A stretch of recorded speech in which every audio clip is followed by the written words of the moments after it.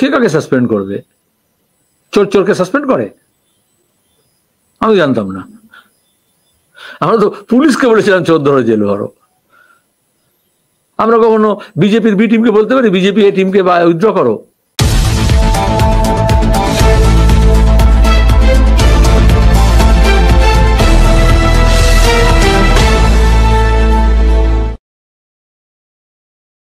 সেগুলো আমরা পর্যালোচনা করি। ডিসেম্বর মাসের শেষের দিক থেকে যেভাবে যৌবনের ডাকে জনগণের সমাবেশ হলো বিশাল, তাতে দাঁড়িয়ে তার যেমন রিপোর্টিং হলো জেলাগুলো থেকে। আমরা এই সময় আমাদের প্রত্যেক বছর, সেটা কমিউনিস্ট পার্টির নিয়ম পুরো পৃথিবীব্যাপী, আমাদের তো মিস কল দিয়ে মেম্বারশিপ হয় না, যা মেম্বারশিপ হয় সেটাকে একটা পুনর্নবীকরণ হয়, সেই কাজটা চলছে। লোকসভা নির্বাচনের বছর বলে আমরা এগিয়ে নিয়ে এসেছি সময়টা, এবং সেটা এই মাসের মধ্যে শেষ হবে। প্রত্যেকবারে মার্চ মাসের মধ্যে শেষ হয়। তাছাড়া আমাদের নির্বাচনী সাংগঠনিক প্রস্তুতি, পার্লামেন্টারি কমিটি তৈরি করা, অ্যাসেম্বলি লেভেলে কমিটি তৈরি করা, তারপরে মিউনিসিপ্যালিটি লেভেলে, ওয়ার্ড লেভেলে, অঞ্চল লেভেলে, সেগুলো একটা আমরা ঠিক করলাম কি কতটা অগ্রগতি ঘটেছে। এবং এখন বুথ ভিত্তিক আমাদের কর্মীদের নিয়ে সভা এবং সেখান থেকে টিম তৈরি করা কাজ চলছে। জেলায় জেলায় পার্লামেন্টারি কনস্টিটুয়েন্সি এবং অ্যাসেম্বলি কনস্টিটুয়েন্সি ভিত্তিক কর্মী সভা শুরু হবে। কিছুটা ইতিমধ্যে শুরু হয়ে গেছে, চলছে। আমি নিজেও বেশ কয়েকটাতে ছিলাম। গোটা লিডারশিপ আমাদের, তারা আগামী কয়েকদিন এই কাজটা করবেন। আন্দোলন সংগ্রামও আছে, আমরা সমর্থন জানিয়েছি। 13 তারিখে গোটা দেশে শ্রমিক, কৃষক, মজুর বিরোধী যে পদক্ষেপ নেওয়া হয়েছে, তাদের যে কাজের ব্যাপারে, মজুরির ব্যাপারে, ফসলের দামের ব্যাপারে, সারের কালোবাজারি নিয়ে, অমিল নিয়ে, মজুরির যেভাবে কমছে সেই নিয়ে আলোচনা, আন্দোলন সংগ্রাম হচ্ছে, প্রচার হচ্ছে। আগামী 13 তারিখ রাজ্যের সর্বত্র সব জেলা হেডকোয়ার্টারে ট্রেড ইউনিয়ন, কৃষক সভা, ক্ষেত মজুর, অন্যান্য সহযোগী শক্তিদেরকে নিয়ে তারা আইন অমান্য আন্দোলন করবেন। এদিকে সরকার যা করে, সরস্বতী পুজোর আগের দিনই ছুটি ঘোষণা করে দিয়েছে। যখন ধর্মঘট ডাকা হয় বা অন্য কিছু হয় তখন ব্যাপক ওয়ার্ক কালচার শেখানো হয়। মিডিয়াতেও তার অনেক খবর আগে হতো, আর এখন হচ্ছে মোটামুটি সরকার স্কুলগুলোকে এমনি বন্ধ রেখেছে, কলেজগুলোকে, আর সরস্বতী পুজোকে কেন্দ্র করে আগাম একটা ছুটি আরেক দিন বাড়তি ঘোষণা করে দিয়েছে। আমরা এরপরে অনেকগুলো কর্মসূচি আছে।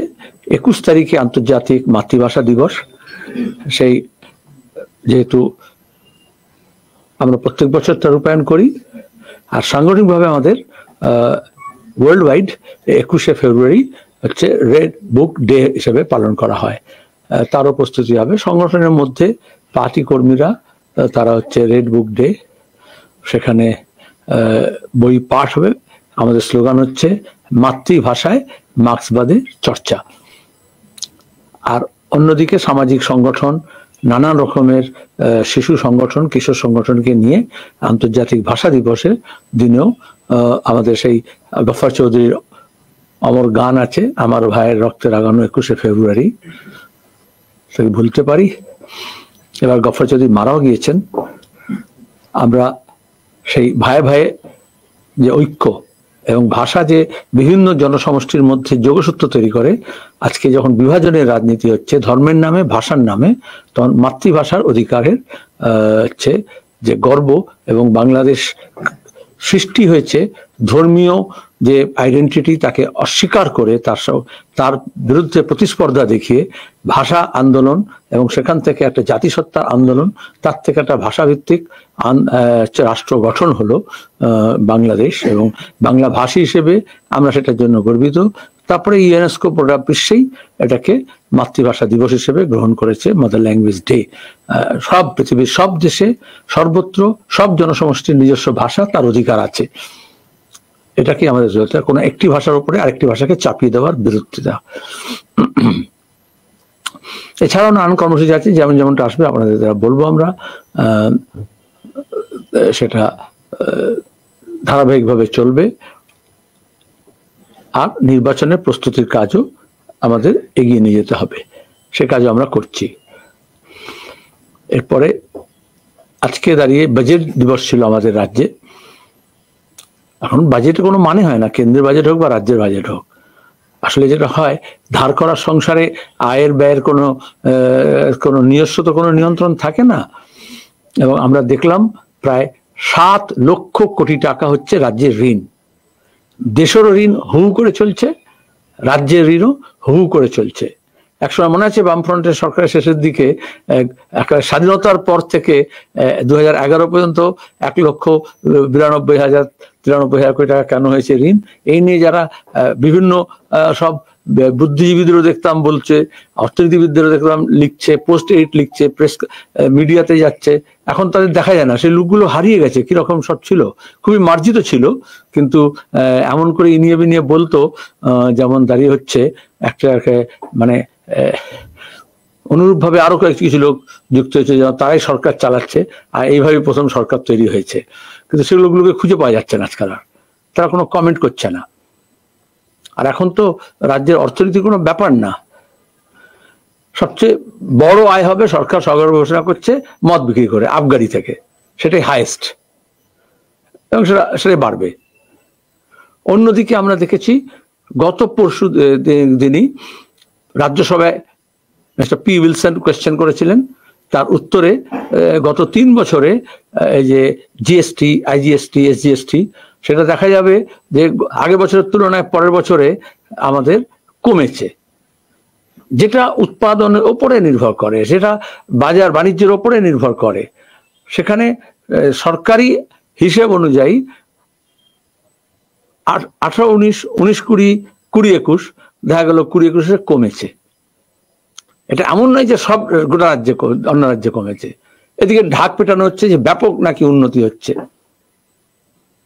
আমার কাছে রাজ্যসভা প্রশ্নের উত্তর আছে, আপনার কাছে আছে, একবার টেবিল হয়ে গেলে তো সেটা ইতিমধ্যেই আপনাদের সামনে আছে। 6 তারিখে রাজ্যসভা কোয়েশ্চেনের উত্তরে। তাহলে আমরা কোথায় যাচ্ছি? বেকারদের কাজ নেই। উনি আগে ঘোষণা করেছিলেন 5 লক্ষ বেকারের কাজ দেব, সরকারি চাকরি দেওয়া হবে। এখন বলা হচ্ছে বছরে 2 লক্ষ দেওয়া হবে। না, আগে বলেছিলেন 2 লক্ষ দেবো, এই একই দুটো, মানে কিছু নেই। এখন বলছেন 5 লক্ষ দেবো, ভোটের বছর আছে বলে। তো আগে তো 2 লক্ষ করে কোথায় গেল চাকরিটা?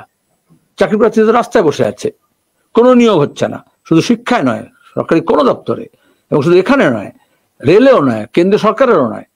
কেন্দ্র সরকারও চাকরি প্রার্থীরা রাস্তায় নামছে, হইহল্লা করছে, দাবি জানাচ্ছে। রাজ্যের ক্ষেত্রেও তাই, বছর পর বছর ধরে। এবং যা হচ্ছে ক্যাজুয়ালাইজেশন, কন্ট্রাকচুয়াল স্কিম। একটা সরকার গর্ব করে বলছে যে আমার 2224টা হচ্ছে স্কিম আছে, খুবই স্কিমেটিক। আসলে একটা হয় উন্নয়ন পরিকল্পিতভাবে, সেখানে ক্যাপিটাল ইনভেস্টমেন্ট লাগে, যেখানে ধার করা হচ্ছে। এবছরও প্রায় 1,73,000 কোটি টাকা, তাই তো আজকে বাজেটে বলেছে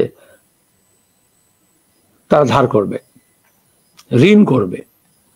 যত ধার ছিল স্বাধীনতা থেকে 2011 পর্যন্ত রাজ্যের, তত ধার 1 বছরে করা হবে। এদের কোনো মুখ লুকোনোর জায়গা আছে? তারপর বলছে আমি দিয়ে দেবো, এই মে মাসে 4% দিয়ে দেবো। 21 লক্ষ লোককে সরকারি মনরেগা পার্লামেন্টে আইন আনা হয়েছে। ইউপি 1 কে আমরা সমর্থন করেছিলাম।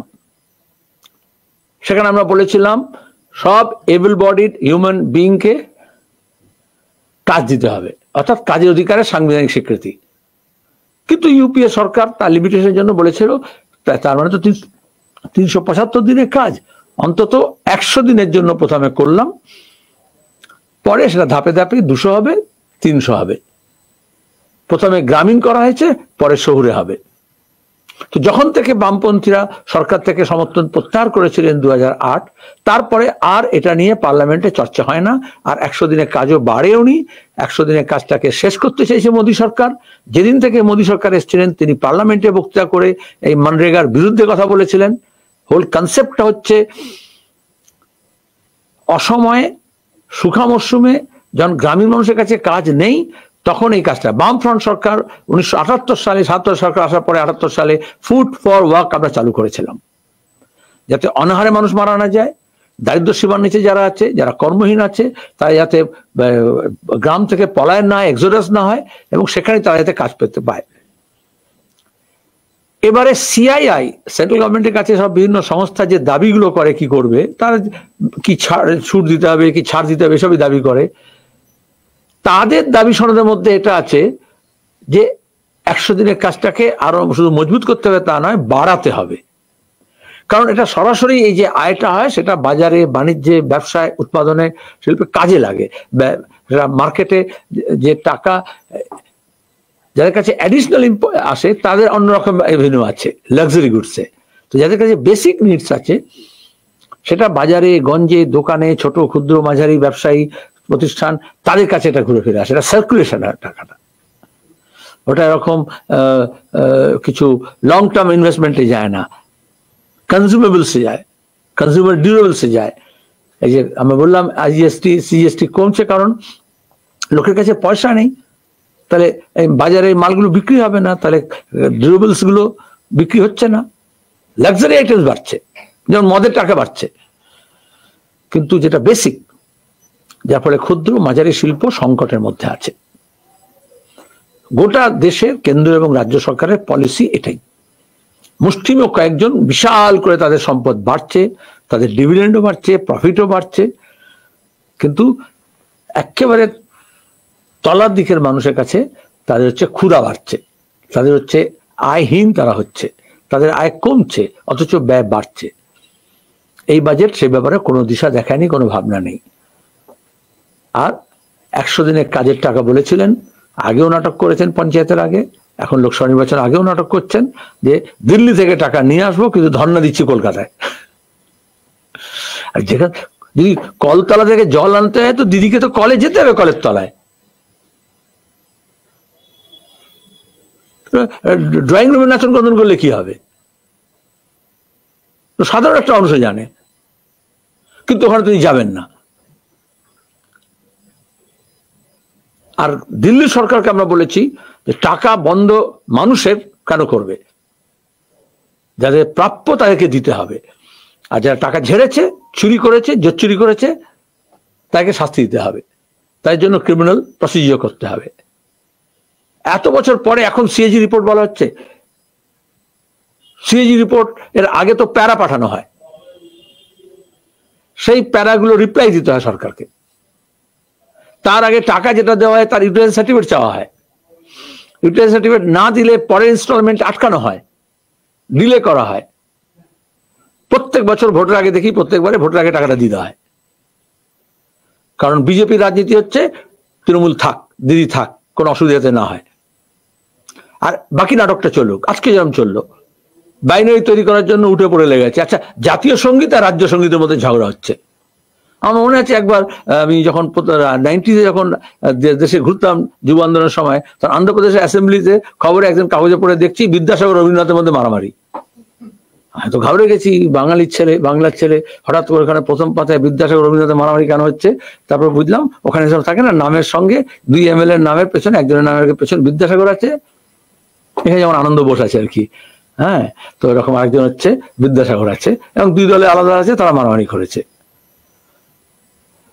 তো তাও তো দুজন মারামারি করেছে। আচ্ছা, দুটো সঙ্গীত তো রবীন্দ্রনাথের লেখা, তো রবীন্দ্রনাথের মধ্যে একটি গোষ্ঠীদ্বন্দ্ব করে দিচ্ছে। ওই এখন বলে না প্রবীণ নবীনের মধ্যে। আসলে এটা বাইনারি তৈরি করতে হলে এই কন্ট্রোভার্সি ক্রিয়েট করতে হয়। হঠাৎ জাতীয় সঙ্গীত প্রেম বিজেপি জেগে উঠলো, তাকে গাইতে হবে। ওরাই তো জাতীয় সঙ্গীতের বিরুদ্ধে আরএসএস এর প্রচার, যেদিন থেকে সংবিধান সভায় 24শে জানুয়ারি 1950 সংবিধান গ্রহণ করার 2 দিন আগে, যেদিন ভোটাভুটি করে জাতীয় সঙ্গীত জনগণ মনে হয়েছে, সেদিন থেকে আরএসএস বিরোধিতা করেছে। তারা মনে করে না জাতীয় সঙ্গীত রবীন্দ্রসঙ্গীত রবীন্দ্রনাথের হওয়া উচিত, বা হলেও জনগণ মনে হওয়া উচিত। কারণ তো এখানে মন কি বাত হয়, কিন্তু জনগণের বাত হয় না। আর আমাদের সংবিধান এবং আমাদের জাতীয় সঙ্গীত শুরু হয়েছে জনগণ শব্দ দিয়ে। যারা স্বৈরতন্ত্র, যারা ফাসিবাদী কায়েম করে তারা বন্দনা করতে পারে, কিন্তু তারা কখনোই জনগণকে প্রাথমিকতা দিতে চায় না। তারপর এখানে যেহেতু গুজরাট, সিন্ধু, মারাঠা সব আছে, যে বৈচিত্র্য আছে, যেখানে দাঁড়িয়ে আমাদের এই বৈচিত্র্যকে বিজেপি আরএসএস অস্বীকার করে। তারা মনে করে এক দেশ, এক ভাষা, এক জাতি। এই জন্য সেখানে এই সব তোমার গিয়ে আলাদা নদী, আলাদা পাহাড়, আলাদা পর্বত, আলাদা আলাদা স্থান, ভাষা, আলাদা জাতি জনগোষ্ঠী। এই যে India is a multilingual, multiculture, multi ethnicity, multi religious একটা দেশ, এটা ওরা স্বীকার করে না বলে ওরা জাতীয় সঙ্গীত মানে না। পরিষ্কার কথা বলছি। আর ইনি তো রবীন্দ্রনাথকে বিকৃত করেই রাজ্য সঙ্গীত করতে চেয়েছিলেন। খোদার ওপর খোদকারী জানতাম, কিন্তু বিশ্বকবিরও কবিত্ব জানতাম না। কবিগুরুর ওপরে গুরু মহাতার চেষ্টা করেছিলেন। কিন্তু এখন এটা নিয়ে আসলে মূল যে অর্থনৈতিক দাবি, বাজেট মানে তো মূল যে অর্থনীতি, মূল যে কৃষি, কৃষক, ফসলের দাম, মজুরি, দিনমজুর, ক্ষেত মজুর, চা বাগানের শ্রমিক, ইটভাটার শ্রমিক, বিড়ি শ্রমিক, এই যে নানা রকমের বেকার ছেলে মেয়ে, তাদের কাজ, তাদের নিয়োগ নিয়ে দুর্নীতির বিরুদ্ধে অপরাধীদের শাস্তি দিতে হবে, এই সব থেকে সরাতে চায়, অথচ যুদ্ধ হচ্ছে দেখাতে চায়। নাহলে কেউ বলে, তৃণমূল বলছে এখানে যদি বাজেট পেশ করতে না হয় তাহলে ওখানে বাজেট পেশ করতে হয়, এই অচল অবস্থা তৈরি করতে চাইছে। এইভাবে তো বিশ্ববিদ্যালয় অচল হয়েছে। তাহলে এই কম্পিটিশনটা বিজেপি তৃণমূলের এক দেখানোর, আর তাতে সাধারণ মানুষ, প্রশাসন, সংসদীয় ব্যবস্থা সেটা লাটে উঠে যাক। এই জন্যই বিজেপি তৃণমূল দুজনে চেয়েছিল যে বাম শূন্য হোক, যেখানে দাঁড়িয়ে অর্থনীতি নিয়ে কথা হবে না, অনর্থ নিয়ে হবে, অর্থ নিয়ে হবে না। আজকে বাজেটে আমরা দেখলাম অর্থ বাদ দিয়ে অনর্থ বেশি হয়েছে। আপনাদের প্রশ্ন।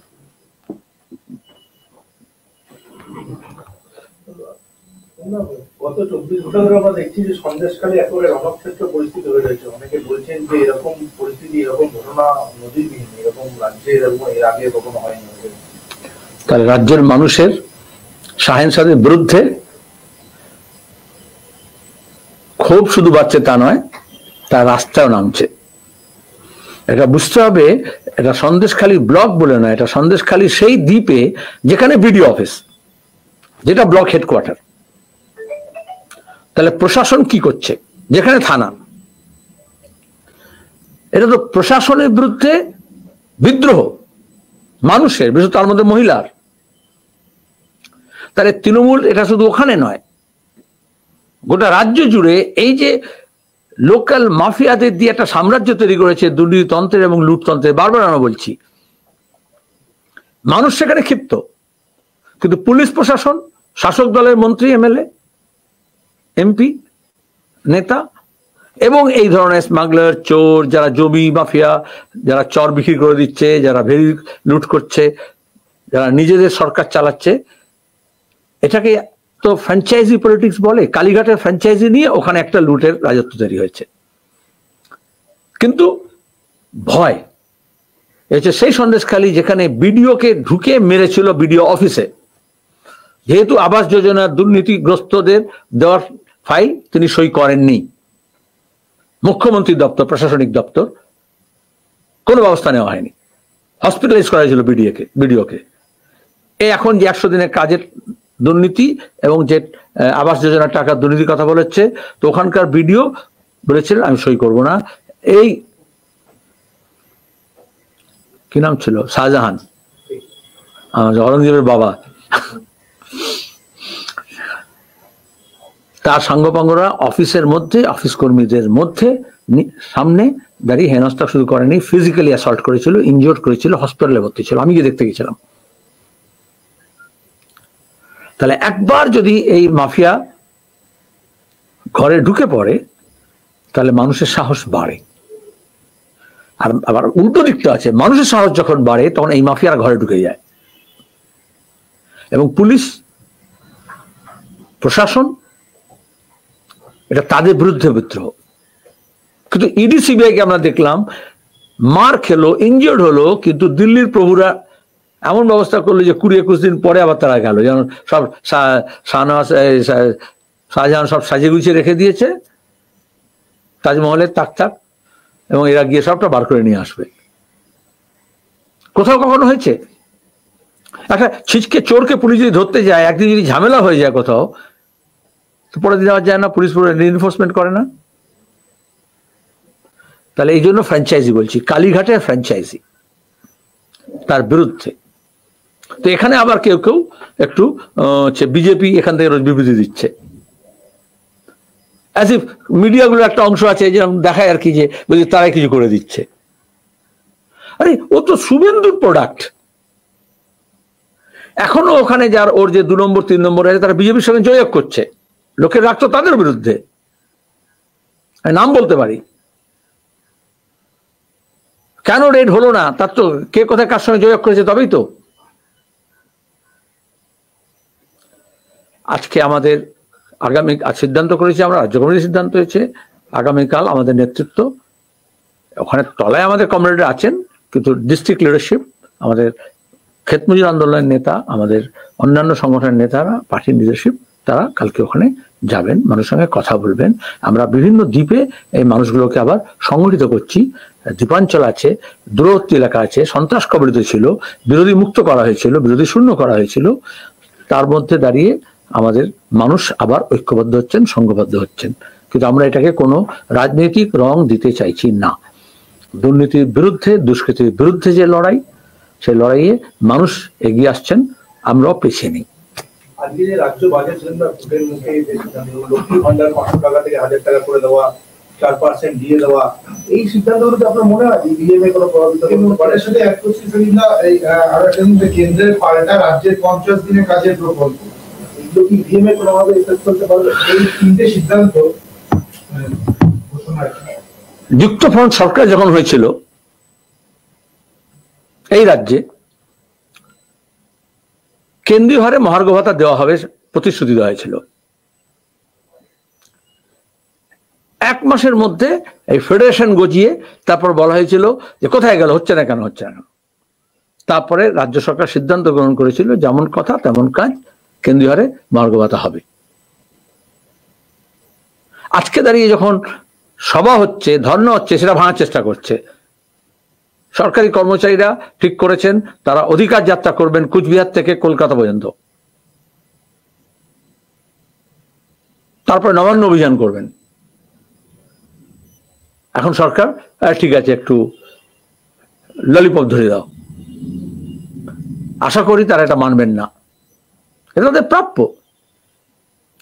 এর আগে এরকম যখন ঘোষণা করা হয়েছিল, তখন সরকারি কর্মচারীদের সংগঠন উল্টে যত মহার্ঘ ভাতা বাকি ছিল, যত পার্সেন্ট, তত হচ্ছে টাকা রাজ্য সরকারের কোষাগারে তারা জমা দিয়েছিল।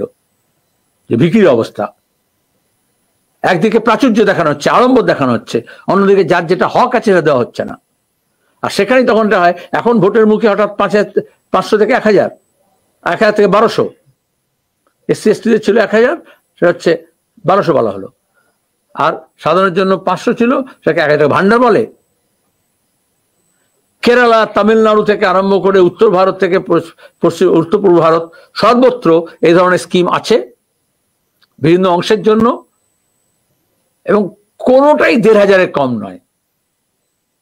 এখানে একটা মিডিয়া এবং প্রচার আর মমতার মুখ দিয়ে এমন বলানো হয়েছে যেন ইনি ইউনিক একটা প্রোগ্রাম করে যাচ্ছেন।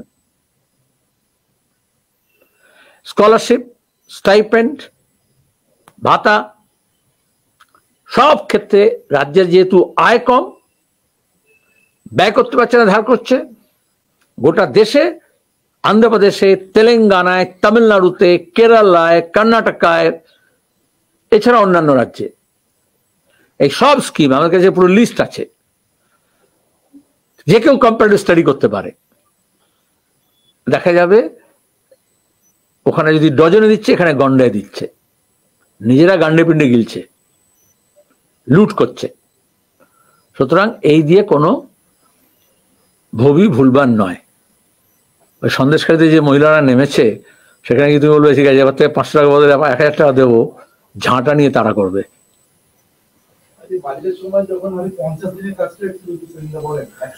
কেন বিজ্ঞাপন দেব? প্রথম কথা হচ্ছে কেন্দ্রীয় প্রকল্পের 100 দিনের কাজ কোন রাজ্যে 100 দিন হয়েছে? আইনে 100 দিন আছে। আমি তোমাদের জিজ্ঞেস করছি, রাজ্যে কদিন হয়েছে কাজ গত কয়েক বছর ধরে? নমিনক্লেচার 100 দিন। তো যাদের জব কার্ড আছে তার মধ্যে আধার লিঙ্কের নাম করে কেন্দ্র এবং রাজ্যের এই নাটকের খেসারত দিতে হচ্ছে একটা বড় অংশকে।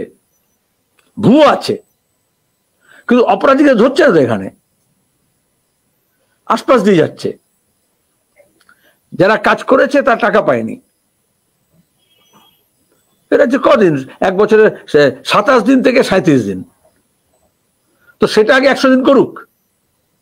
আইনে যে কাজটা আছে, আইনে লেখা আছে যদি কেউ কাজ চায়, জব কার্ড আছে, কাজ দেয়নি, তাহলে সেই অফিসারের বিরুদ্ধে কেস করা চায়।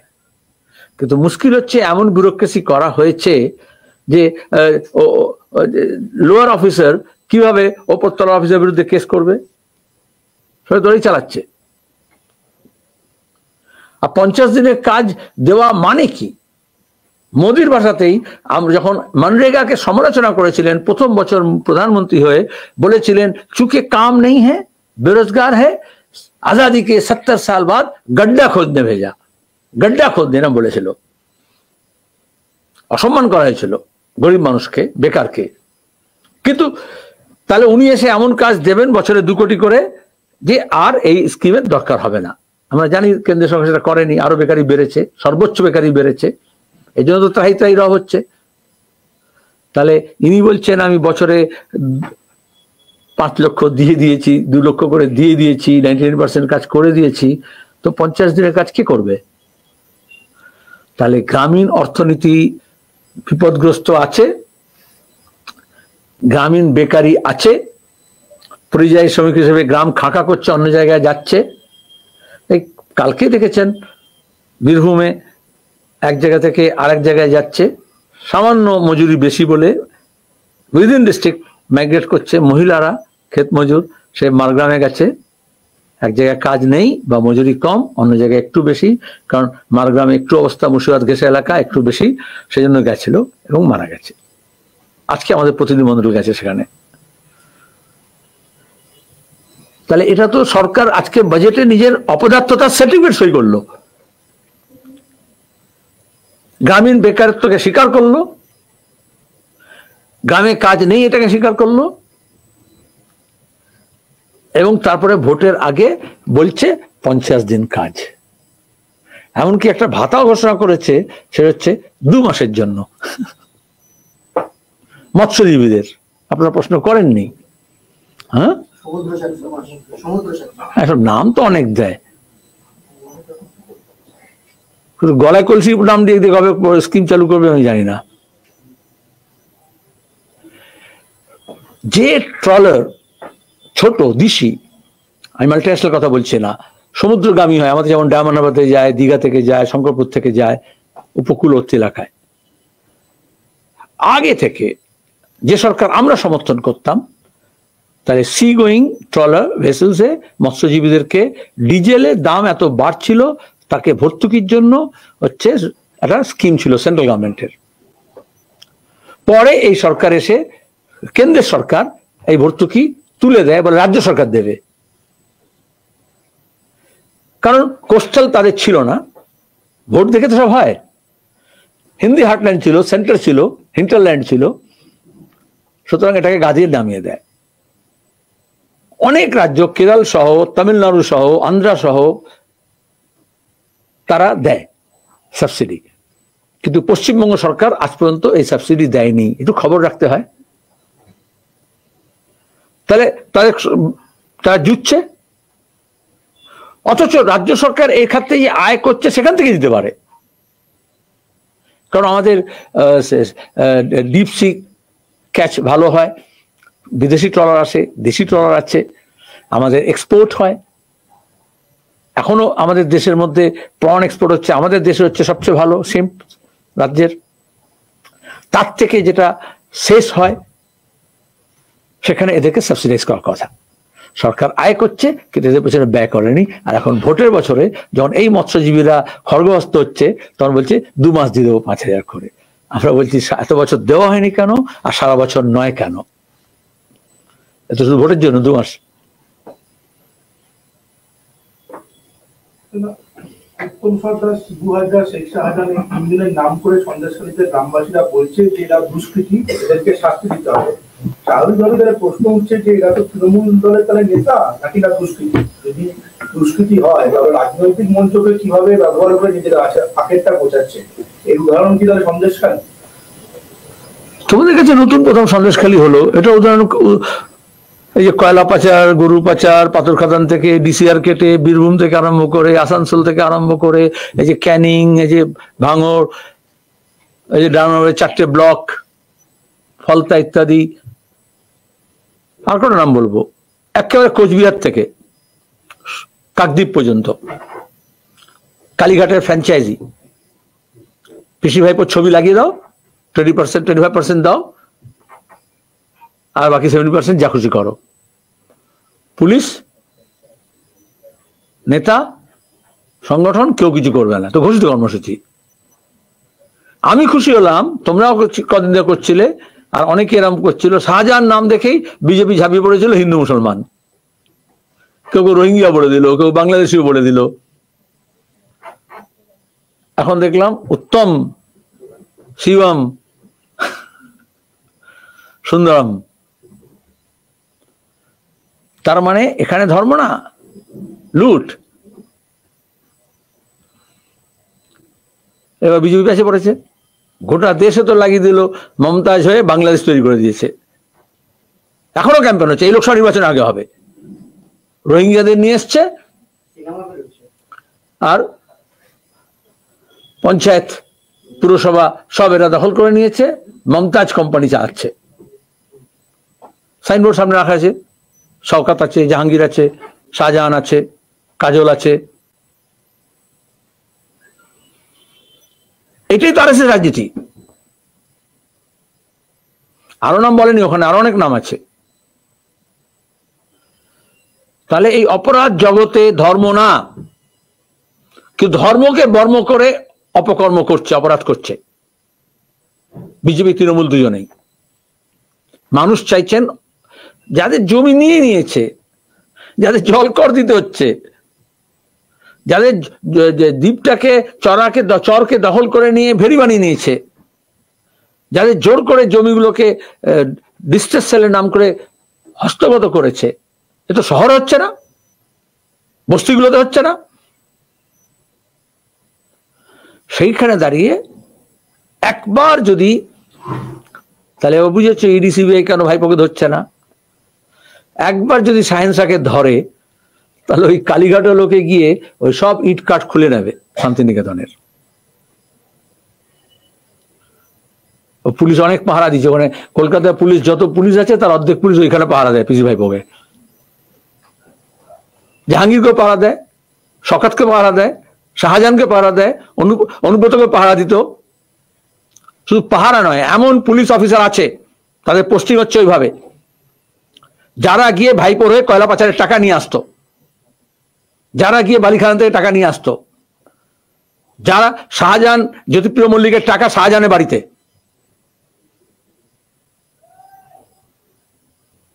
শাহজাহানকে যারা চালাতো, যে ফোন কল, এই কাকুর ফোন কলের সঙ্গে যার সংখ্যাটা মিলেছে তার সঙ্গে সেই ফোন কল মিলে যাবে। কণ্ঠস্বর পাওয়া যাচ্ছে না, কণ্ঠস্বরে তোর হয়েছে করছিল, তো কণ্ঠস্বর পাওয়া গেল, তাহলে কণ্ঠস্বর রিপোর্টটা কোথায় গেল? সেই রিপোর্টে কনফার্মেশন হলো না, কোনো খবর নেই। তাহলে ওই কণ্ঠস্বরের সঙ্গে আবার দেখা যাবে মিলে সুর মেরা তো তোমারা, কালীঘাটের সঙ্গে সন্দেশখালীর সব এক লাইন এসে দাঁড়িয়ে যাবে। কোন সরকারি ডিপার্টমেন্টের সেক্রেটারি, চিফ মিনিস্টারের সেক্রেটারি থেকে, চিফ মিনিস্টার দপ্তরের সেক্রেটারি থেকে, এই ভাইপোর যে সেক্রেটারি, যে সমস্ত টাকা পয়সা লেনদেন, তার সঙ্গে officer posting, police posting, is posting, IPS posting করে, এটাকেই তো লুটতন্ত্র বলছি। আর এই জন্যই তো ইডি, সিবিআই, বিজেপি, আরএসএস এত হাইকোর্ট বলার পরেও কিছুতেই আর এগোচ্ছে না, থমকে গেছে। এটাকে সোজা বাংলায় সেটিং বলে। তৃণমূল বলছেন সন্দেশখালী ঝামেলা হয়েছে সেটা সিপিএম এবং বিজেপি মিলে করেছে, এবং বিক্ষুব্ধ গ্রামবাসীরা আবার বলছে যে যারা ঝামেলা করেছে তারা তৃণমূল। তাহলে এই দুষ্কৃতীদের প্রশ্রয় দেওয়ার জন্য তৃণমূল কি বলছে তার মধ্যে কেন যাচ্ছ? মমতা ব্যানার্জি খোদ দাঁড়িয়ে রেড রোডে যা বলছে সব মিথ্যে কথা বলছেন। অ্যাসেম্বলিতে যাই যে রিপোর্ট করা হচ্ছে সেগুলো মিথ্যে হচ্ছে। সেই মিথ্যেটা তোমাদের মাধ্যমে কেন আরো প্রচারিত হচ্ছে আমি জানি না। রাজ্যে আমরা দিল্লিতে এসে দেখলাম কেরালা প্রোটেস্ট করছে, যেটা কি রাজ্যের ফান্ড ফেভারিটিজম দেখা যাচ্ছে। সেখানে যারা অ্যালাইন নয়, মানে যারা ইন্ডিয়ার পার্টনার সেই রাজ্যগুলো কম পাচ্ছে, গুজরাট হিন্দি বেডগুলো বেশি পাচ্ছে। সেখানে আমাদের পার্টি কল দিয়েছে 8 তারিখে গোটা দেশে আমরা যুক্তরাষ্ট্রীয় কাঠামোকে রক্ষা করা, কেন্দ্র এবং রাজ্য সঙ্গে সম্পর্ক যেভাবে ডিস্টর্ট করা হচ্ছে তার বিরুদ্ধে, যেভাবে সেন্ট্রালাইজেশন হচ্ছে তার বিরুদ্ধে, এবং যেভাবে ইডি সিবিআই কেন্দ্রীয় এজেন্সিগুলোকে ব্যবহার করা হচ্ছে, যেসব খাতে রাজ্য সরকারের প্রাপ্য, যেসব খাতে রাজ্য সরকার পায়, যেসব স্কিমস, এই সব ক্ষেত্রে বিজেপি একেবারে নোংরা রাজনীতি করছে। সেখানে রাজ্যের অধিকারকে খর্ব করা হচ্ছে। আমরা 80 সালের মধ্যভাগ থেকে গোটা দেশে এই যুক্তরাষ্ট্রীয় কাঠামোকে তুলে ধরার চেষ্টা করেছি, রক্ষা করার চেষ্টা করছি, এখনো তাই করছি। আমরা যেহেতু রাজ্য কমিটি পশ্চিমবঙ্গে মিটিং এ ছিল, আগে থেকে ঠিক ছিল 7-8, আমরা 10 তারিখে বামফ্রন্টের তরফ থেকে আমরা গোটা জেলায় রাজ্যে জেলায় জেলায় আমরা কর্মসূচি নিচ্ছি, কলকাতায় নিচ্ছি বামফ্রন্টগতভাবে। কারণ আমরা 26শে জানুয়ারি সাধারণতন্ত্র দিবসে আমরা বলেছিলাম সেভ দি ডেমোক্রেটিক সেকুলার রিপাবলিক। তাহলে ধর্মনিরপেক্ষতা, গণতন্ত্র এবং যে সাধারণতন্ত্র তাকে রক্ষা করতে হবে। এবং এটার আরেকটা স্তম্ভ হচ্ছে যুক্তরাষ্ট্রীয় কাঠামো। তাহলে আমরা 10 তারিখে বললাম যুক্তরাষ্ট্রীয় কাঠামো যার সঙ্গে এটা যুক্ত আছে। এখানে দাঁড়িয়ে আমার পরে সাপ্লিমেন্টারি যাতে প্রশ্ন না আসে আগেই বলে দিচ্ছি, এখানে দাঁড়িয়ে বলে তাহলে এই যে বললে অবিজেপি শাসিত যে রাজ্যগুলোতে করছে, আমরা যখন এটাকে বলি এটা হচ্ছে কনস্টিটিউশনাল প্রিন্সিপাল অ্যান্ড প্রপার্টি, সাংবিধানিক ব্যাপার। সেখানে কে কোথায় শাসন করছে তার থেকে বড় কথা হচ্ছে সাংবিধানিক ব্যবস্থা এবং কেন্দ্র এবং রাজ্যের সম্পর্ক এবং রাজ্যের অধিকার। সরকারি কমিশন এই জন্য তৈরি হয়েছিল, সেখানে সিপিআইএম এর স্পষ্ট বক্তব্য ছিল। তাহলে যখন আমরা কনক্লেভ করছিলাম অপোজিশন, যখন দাঁড়িয়ে যুক্তরাষ্ট্র কাঠামোর কথা বলছিলাম, যখন আমরা রাজ্যের এখতিয়ারভুক্ত জায়গায় কেন্দ্রের হস্তক্ষেপের বিরুদ্ধে লড়ছিলাম, তখন মমতা ব্যানার্জি তৃণমূল কংগ্রেস জন্মের আগে থেকে কংগ্রেসে থেকে এবং পরে তৃণমূল কংগ্রেস তৈরি করে সবসময় রাজভবন, সবসময় কেন্দ্র সরকার, সবসময় 356 এবং সবসময় রাজ্যের অধিকারকে কেন খর্ব করা হচ্ছে না এই লড়াই লড়েছেন, এই চিৎকার চেঁচামেচি করেছেন। তাহলে আজকে দাঁড়িয়ে তিনি কখনোই যুক্তরাষ্ট্রীয় কাঠামোর ব্যাপারে বলার মতো মুখ তিনি রাখেন না।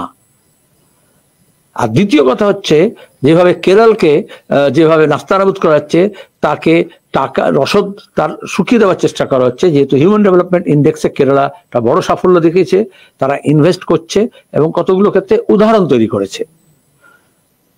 সেখানে দাঁড়িয়ে রাজনৈতিকভাবে তারা বিজেপি যুদ্ধ ঘোষণা করেছিল কিন্তু মুখ থুবড়ে পড়েছে। ধর্মীয়ভাবে তারা ওই সব মন্দির টন্দির নিয়ে ওখানে এরকম রাজনীতি করার চেষ্টা করেছিল, গত নির্বাচনে মুখ থুবড়ে পড়েছে। এখানকার মতো হারমাত সাজানোর চেষ্টা করেছিল কেরলকে এবং আরএসএস কর্মী খুন হচ্ছে বলে, সেসবও প্রচার করেছিল, সেখানে তারা মুখ থুবড়ে পড়েছে। এখন দাঁড়িয়ে যখন পেটে মারতে না পারে, ভাতে না মারতে পারলে কি বলে, পিঠে না মারতে পারলে পেটে মারার চেষ্টা করছে। কিন্তু সেখানে আমরা লড়াই লড়ে যাচ্ছি, তারা লড়ছে এবং সেজন্য গোটা দেশ জুড়ে তার প্রতি সংহতি জানাচ্ছি। আজকের দিনে যেহেতু করা হচ্ছে, আমরা কোনো কর্মসূচি পিসি মিটিং যেন করিনি, আমি ধন্যবাদ জানাই তুমি প্রশ্ন করেছো বলে আমরা জানাচ্ছি। কিন্তু এটাতে apple and orange cannot be compared, don't compare apple with orange. এখানে পরিষ্কার কথা হচ্ছে কেন্দ্রীয় ফান্ড সাইফন করা হয়েছে, চুরি করা হয়েছে, দুর্নীতি করা হয়েছে, মিসঅ্যাপ্রোপ্রিয়েট করা হয়েছে, ডিফলকেশন করা হয়েছে, ইউটিলাইজেশন সার্টিফিকেট দেওয়া হয়নি এবং এক খাতে টাকা অন্য খাতে বহন করা হয়েছে। আর কার নাম থাকবে, কার ছবি থাকবে, মুখ্যমন্ত্রী না প্রধানমন্ত্রী, সেই নিয়ে ঝগড়া হচ্ছে। আজকে আমি প্রথমে বললাম বাজেটে দেখা গেল, সেখানে নীতি নিয়ে, অর্থনীতি নিয়ে কোনো প্রশ্ন নেই, ঝগড়া নেই। এ বলছে তুই চোর, ও বলছে তুই চোর। আমরা বলছি কে ছোট চোর কে বড় চোর দেখা দরকার নেই, চোর ধরো জেল ভরো। হাইকোর্টও বলেছে চোর ধরো, কিন্তু ইডি সিবিআই ধরছে না। যেখানে কোনো কেস নেই সেখানে কেস সাজাচ্ছে, এটাকে পলিটিক্যাল ইনস্ট্রুমেন্ট হিসেবে ব্যবহার করছে সেন্ট্রাল এজেন্সিস কে। কোথাও ইউজ করছে, কোথাও অ্যাবিউজ করছে, কোথাও ওভার ইউজ করছে, কোথাও আন্ডার ইউজ করছে, কোথাও ইউজ করছেই না। তাহলে সব জায়গায় এক ফর্মুলা চলবে না। সন্দেশখালী ঘটনা পুলিশের ভূমিকা নিয়ে প্রশ্ন উঠছে। যখন এই বক্তব্যের সময় গ্রামবাসীরা বলেছিল যে আনারুল ঘটনার সময় পুলিশ পাঠায়নি, আর ঠিক এখানে সন্দেশখালীতে লোকজন বলছে যে আমরা যখন কোনো সমস্যা নিয়ে পুলিশের কাছে যেতাম তখন বলা হতো শিবু হাজার কাছে যাও। তার মানে তৃণমূল কি আইন শৃঙ্খলাটাকেও কন্ট্রোল করছে? আমরা ছোটবেলায় শুনতাম সবচেয়ে দুষ্টু ছেলেটাকে ক্লাসে মনিটর করে দেয়। মমতা ব্যানার্জি পুলিশের উপরে তার ব্লক অঞ্চল সভাপতি করে একজনকে এমন ঠিক করে দেন যে সবচেয়ে বেশি টাকা কামাচ্ছে এবং যে 70% ঠিক করে জমা দিচ্ছে দিল্লিতে, এই কালীঘাটে। অবশ্য কালীঘাট থেকে দিল্লি তো শেয়ার যাচ্ছে, নাহলে কালীঘাট আজ পর্যন্ত রেড হলো না কেন? সেখানে দাঁড়িয়ে মুখ্যমন্ত্রীর এটা ঘোষিত কর্মসূচি, মালব্যা যখন ছিলেন ডিজি পুলিশের সামনে তিনি বলেছেন, যেটা তুমি প্রশ্ন করছো, বারবার আমি রিপিট করি সেটা, যে পুলিশকে যেহেতু ব্লক সভাপতি বলেনি এই জন্য পুলিশ যায়নি। যখন আগুনে পুড়িয়ে মারা হচ্ছে, তৃণমূলকে পুড়িয়ে মারছে, এবং তারপরে মন্ত্রী পাঠিয়ে তিনি বলেছিলেন যেমন ব্যবস্থা চলছে তেমন চলবে, অর্থাৎ ডিসিআর কাটা হবে, এবং এখনো তাই হচ্ছে। ডুপ্লিকেট চালান, রিসিট, ওই ট্যাক্স আদায় যেটা করে এবং সেটা ভাগ করছে, কোটি কোটি টাকার ব্যাপার। তাহলে এইরকম তিনি সব জায়গায় বলেছেন। তুমি আজকে শিবু বলছো কেন? আমি প্রত্যেকটা ব্লকের কথা বলছি, যেখানে প্রত্যেক থানার উপরে এমন লোক। কলকাতায় পুলিশ যাবে কি যাবে না সেটা করে একজন নেতা ঠিক আছে, আলাদা জায়গায় ঠিকাদারি। দেখবে উত্তর ভারতে যখন হয় না দেশি শরাবকা ঠেকা বলে কন্ট্রাক্ট, তাহলে এখানে এরকম মমতা ব্যানার্জি কিছু দেশি নেতাদেরকে ঠেকা দিয়েছেন। সেখানে দাঁড়িয়ে পুলিশের কাছে সোজা নির্দেশ আছে, তাদেরকে সহযোগিতা করবে, ফ্র্যাঞ্চাইজি মানে তাই, কিন্তু ওদেরকে ডিস্টার্ব করবে না। তারা বললে তবে যাবে। তাহলে মিথ্যা মামলা হবে, গাঁজা কেস হবে, পানি কেস হবে, নার্কোটিক্স ড্রাগ সাবস্টেন্স কেস হবে, কিন্তু যে লুট চলছে, যে দুর্নীতি চলছে, সেটাকে যাতে কেউ কিছু না করে। এখানে শিবু হাজার এই জন্য বিখ্যাত হয়েছে।